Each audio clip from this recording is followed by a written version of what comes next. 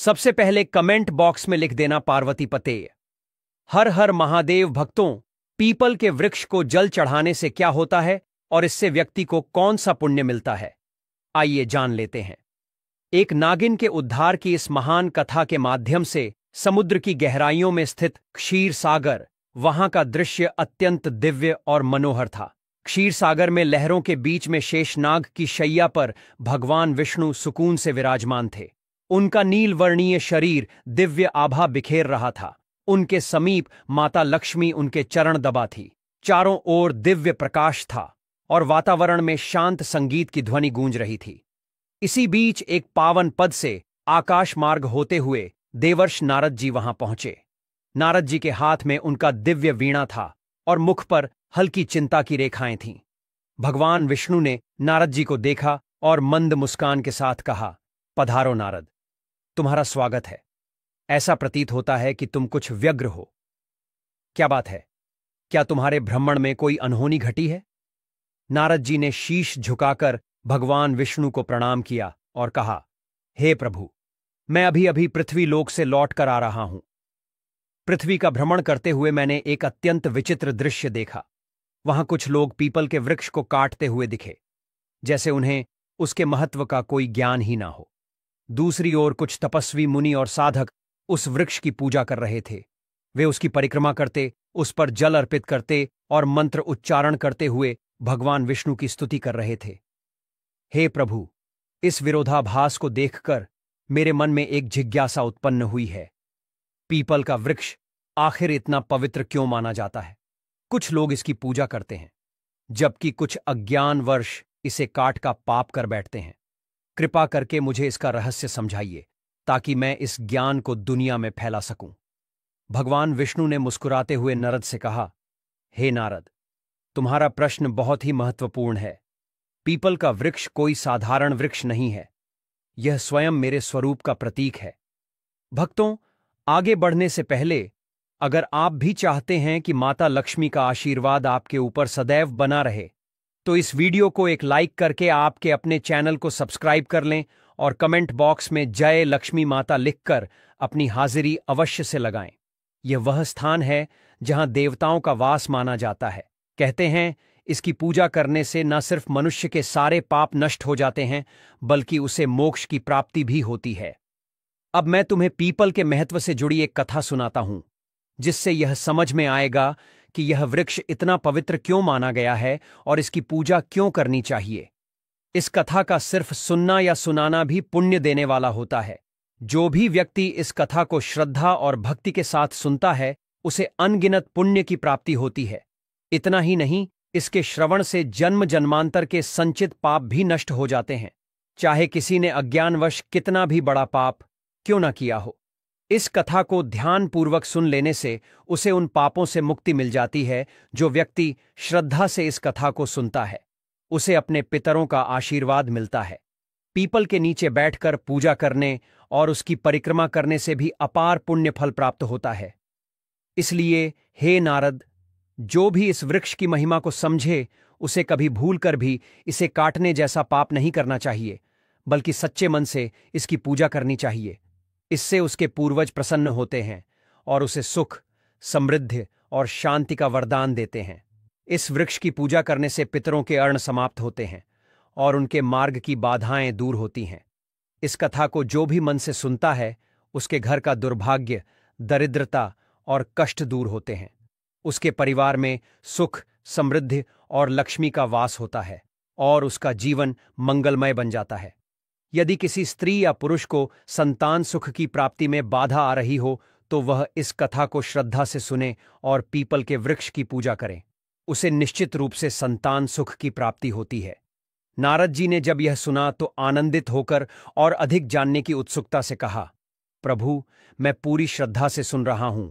कृपया इस कथा का विस्तार से वर्णन कीजिए। भगवान विष्णु बोले, हे नारद, यह बहुत पुरानी बात है। एक हरिदास नाम का गरीब व्यक्ति था। वह अत्यंत ईमानदार और मेहनती था, लेकिन उसका जीवन कठिनाइयों से भरा हुआ था। वह जंगल से लकड़ियां काटकर उन्हें बेचता और उसी से अपने परिवार का पालन पोषण करता था। उसका परिवार बड़ा था, बूढ़े माता पिता, उसकी पत्नी गायत्री और 3 छोटे छोटे बच्चे। हरिदास दिन रात मेहनत करता था, फिर भी इतना नहीं कमा पाता था कि परिवार का पेट भर सके। उसकी हालत बहुत दयनीय थी, लेकिन उसने कभी ईमानदारी का साथ नहीं छोड़ा। भक्तों, अगर जानकारी पसंद आ रही हो, वीडियो को एक लाइक करके चैनल को सब्सक्राइब अवश्य कर लें। उसके घर में किसी भी प्रकार का धार्मिक कार्य नहीं होता था और न ही देवताओं की पूजा अर्चना होती थी। हरिदास को शास्त्रों और धार्मिक महत्व के विषय में कुछ भी ज्ञान नहीं था। एक दिन दास हाथ में कुल्हाड़ी लिए जंगल की ओर निकल पड़ा। वह सुबह से ही जंगल के एकाएक कोने में घूमता रहा, पर उसे लकड़ियां तो दूर, एक भी सूखा पेड़ नहीं मिला। उसकी थकान बढ़ती जा रही थी। सूरज आसमान के बीचों बीच चमक रहा था और हरिदास की चिंता बढ़ती जा रही थी। अगर वह आज लकड़ियां नहीं ला पाया तो घर का चूल्हा नहीं जलेगा।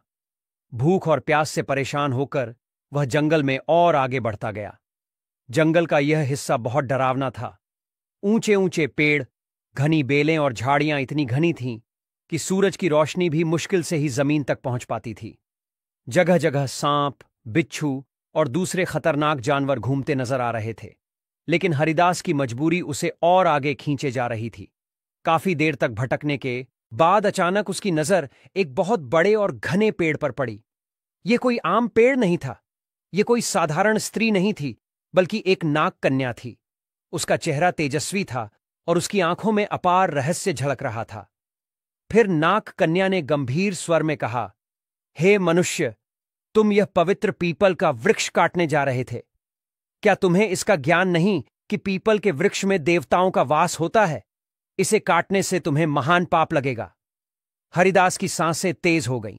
वह भयभीत होकर कांपते स्वर में बोला, हे देव, आप कौन हैं और मुझसे मनुष्य की वाणी में बात कैसे कर रही है?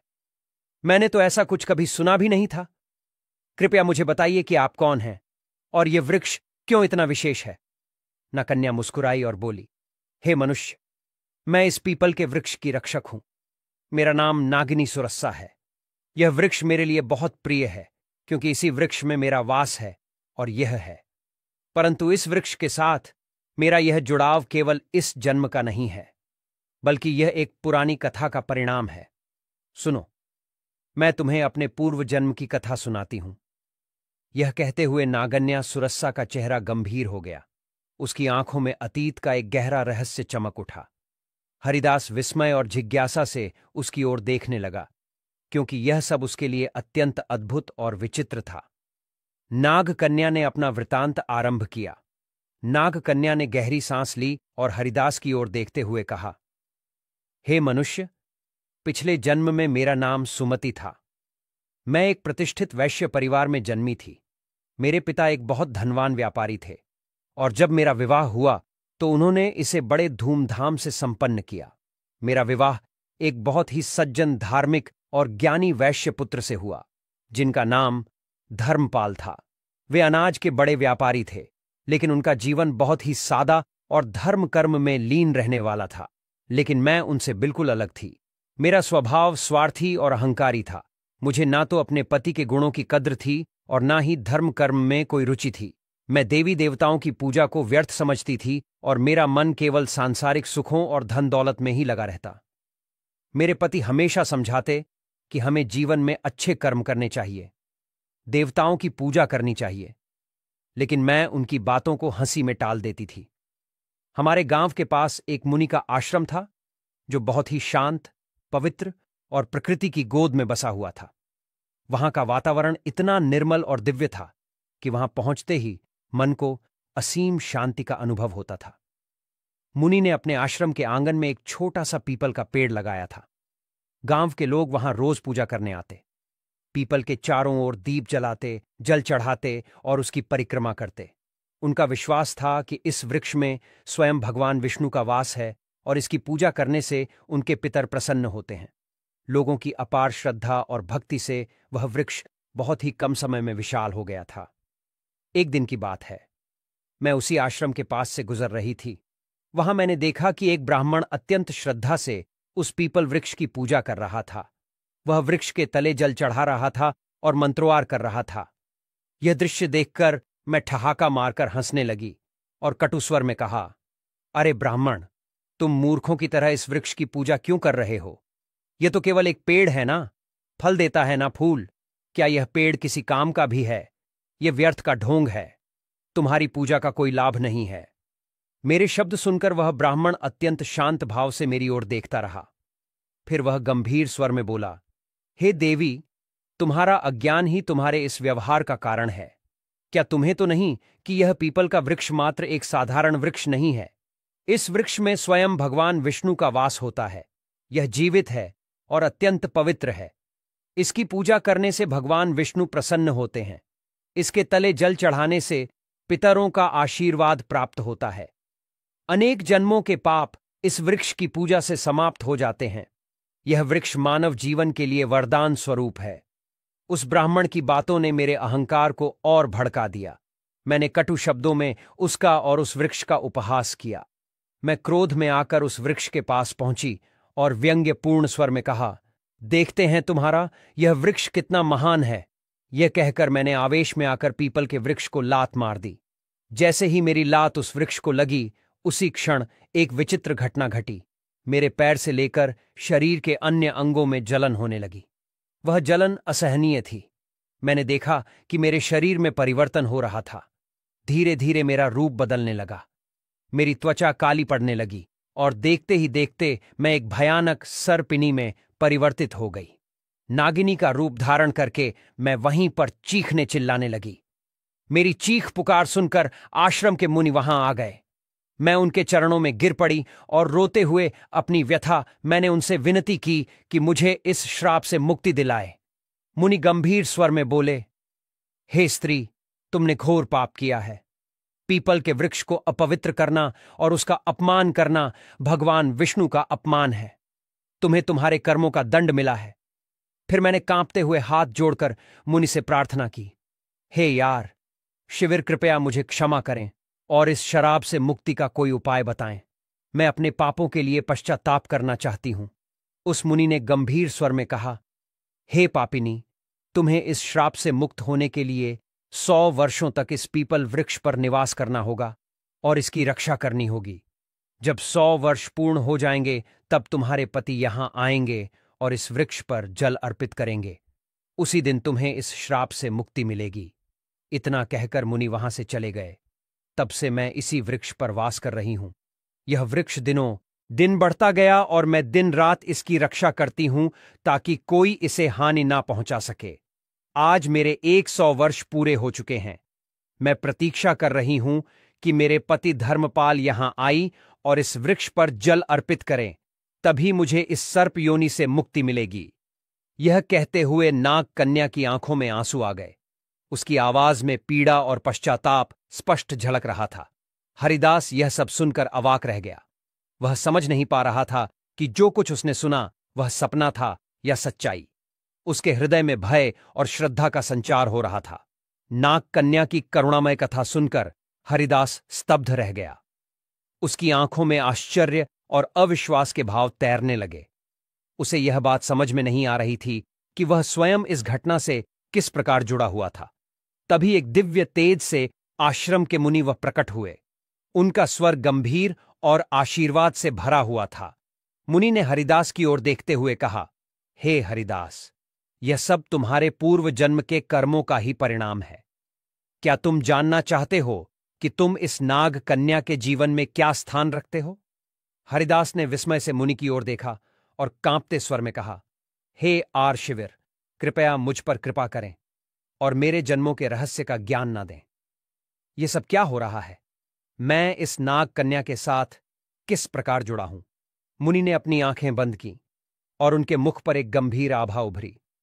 फिर उन्होंने कहना आरंभ किया, हे हरिदास, सुनो तुम्हारे पूर्व जन्म की कथा। इस नाग कन्या जिसका नाम सुमति है, इसका पति तुम ही थे। उस जन्म में तुम धर्मपाल नामक एक पुण्यात्मा व्यापारी थे। तुमने सुमति से विवाह की था और उसका जीवन संवारने का हर संभव प्रयास किया। तुम एक धर्मनिष्ठ और सत्यवादी व्यक्ति थे। तुमने सुमति को सदमार्ग पर लाने के लिए अनेक प्रयास किए, किंतु वह तुम्हारे प्रयासों की उपेक्षा करती रही। हरिदास ने आश्चर्य और अविश्वास के साथ कहा, क्या मैं इस नाग कन्या का पति था? मुनि ने मुस्कुराते हुए कहा, हरिदास, सुमति ने अपने अहंकार और अज्ञान के कारण पीपल के वृक्ष का अपमान किया था, जिसके कारण उसे सर्प योनि का श्राप मिला। किंतु भगवान विष्णु ने तुम्हारे पुण्य कर्मों के यह नियम बनाया कि केवल तुम्हारे हाथों से जल अर्पित होने पर ही सुमति को इस श्राप से मुक्ति मिलेगी। तुम यहां तक केवल अपनी नियति के कारण आए हो। तुम्हारा आज यहां आना संयोग नहीं है, बल्कि यह विधि का विधान है। सुमति, जो अब तक चुपचाप खड़ी थी, मुनि की बात सुनकर हरिदास के चरणों में गिर पड़ी। उसकी आंखों से आंसुओं की धार बहने लगी। वह कांपते स्वर में बोली, हे स्वामी, मैं अपने पूर्व जन्म के पापों के लिए आपसे क्षमा मांगती हूं। मेरे अहंकार और अज्ञान के कारण मैंने आपको दुख पहुंचाया और इस पीपल वृक्ष का अपमान किया। किंतु आज मैं आपसे एक बार फिर प्रार्थना करती हूं, कृपया इस पवित्र वृक्ष पर जल अर्पित कर मुझे इस श्राप से मुक्त करें। हरिदास की आंखों में करुणा भर आई। उसने नाग कन्या के प्रति कोई क्रोध या घृणा नहीं दिखाई, बल्कि उसके हृदय में श्रद्धा और सहानुभूति का भाव जाग उठा। हरिदास ने मुनि की ओर देखा और श्रद्धा से कहा, हे शिविर, कृपा करके मुझे बताइए कि इस पुण्य कार्य को मैं कैसे पूरा कर सकता हूं। मुनि ने उसे प्रेम पूर्वक देखा और फिर पास ही एक विशाल पीपल वृक्ष की ओर इशारा करते हुए कहा, वत्स, इस वृक्ष के पास जाओ, श्रद्धा से जल अर्पित करो और भगवान विष्णु का स्मरण करो। ऐसा करने से तुम्हारे पूर्व जन्म के बंधन समाप्त हो जाएंगे और सुमति को भी मुक्ति मिल जाएगी। हरिदास ने बिना समय गंवाए पास रखे एक कलश में जल भरा और पीपल वृक्ष के सामने जाकर खड़ा हो गया। उसने आंखें बंद की, मन ही मन भगवान विष्णु का ध्यान किया और फिर श्रद्धा से जल अर्पित करने लगा। जैसे ही जल की धार पीपल के जड़ों तक पहुंची, वहां एक अद्भुत घटना घटी। अचानक पीपल वृक्ष के नीचे एक दिव्य प्रकाश फैलने लगा। उसी क्षण वहां बैठी नाग कन्या का सर्प रूप धीरे धीरे समाप्त होने लगा और उसके स्थान पर एक अत्यंत सुंदर तेजस्वी स्त्री प्रकट हुई। उसका चेहरा चमक रहा था, मानो वह स्वयं कोई देवी हो। वह स्त्री अत्यंत भावुक होकर हरिदास और मुनि के चरणों में झुकी और हाथ जोड़कर कहा, हे स्वामी, आपके पुण्य और भगवान विष्णु की कृपा से मुझे आज इस अभिशाप से मुक्ति मिल गई है। मैं आपके प्रति अत्यंत कृतज्ञ हूं। आपने न केवल मेरे पापों का प्रायश्चित करवाया, बल्कि मुझे मोक्ष के मार्ग पर भी ले आए। मुनि ने आशीर्वाद देते हुए कहा, हे सुमत, अब तुम स्वर्गलोक को प्रस्थान करो। तुम्हारे श्राप का अंत हो चुका है। भगवान विष्णु तुम्हें आशीर्वाद दें।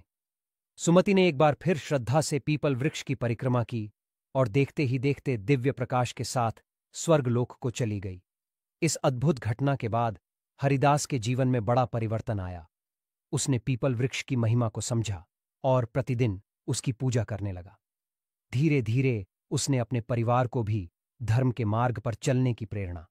अब उसका जीवन पहले से कहीं अधिक शांत, संतुष्ट और ईश्वर भक्ति में लीन हो गया। वह जान गया कि पवित्र वृक्षों का सम्मान और देवताओं का स्मरण जीवन को सफल बनाता है। भगवान विष्णु ने जब पीपल वृक्ष की महिमा से जुड़ी कथा समाप्त की तो उनके मुख पर करुणा और दिव्यता की आभा साफ झलक रही थी। देवर्षि नारद जी अत्यंत भाव विभोर होकर शांत बैठे थे, जैसे उनके हृदय को कोई अनुपम शांति मिल गई हो। उन्होंने भगवान विष्णु की स्तुति करते हुए भाव से कहा, हे प्रभु, आपने पीपल वृक्ष की महिमा और यह पावन कथा सुनाकर मेरी जिज्ञासा शांत कर दी। मैं धन्य हो गया। अब मुझे यह समझ में आ गया है कि मनुष्य अक्सर अपने अज्ञान और अहंकार की वजह से पाप के मार्ग पर चला जाता है, लेकिन जब उस पर आपकी कृपा होती है तभी उसका उद्धार संभव होता है। यह वृक्ष केवल पवित्र ही नहीं, बल्कि स्वयं आपका दिव्य स्वरूप है। भगवान विष्णु मुस्कुराए और बोले, हे नारद, यह पूर्णतः सत्य है। पीपल का वृक्ष सृष्टि का जीवन है। इसकी जड़ में मैं स्वयं वास करता हूं। इसके तने में भगवान शिव का निवास है और इसकी शाखाओं में ब्रह्मा का। इसलिए जो भी व्यक्ति श्रद्धा से इस वृक्ष की पूजा करता है वह त्रिदेवों का आशीर्वाद प्राप्त करता है। जो इस कथा को सच्चे मन से सुनेगा, सुनाएगा या फिर पीपल वृक्ष की पूजा करेगा, उसे मेरे परम धाम की प्राप्ति होगी। उसके सारे पाप नष्ट हो जाएंगे और उसके जीवन में सुख, शांति और अंत में मोक्ष का वरदान मिलेगा। नारद जी ने भाव विभोर होकर कहा, हे प्रभु, अब मैं बिना देर किए पृथ्वी लोक जाऊंगा और इस कथा का प्रचार करूंगा। मैं लोगों को बताऊंगा कि वे पीपल के वृक्ष का कभी अपमान ना करें, इसकी सच्चे मन से पूजा करें, क्योंकि इसके माध्यम से वे आपके सानिध्य को प्राप्त कर सकते हैं। भक्तों, यह तमाम जानकारी जनरुचि को ध्यान में रखकर दी जा रही है। वास्तुशास्त्र के उपाय को अपनी आस्था और विश्वास पर आजमाएं।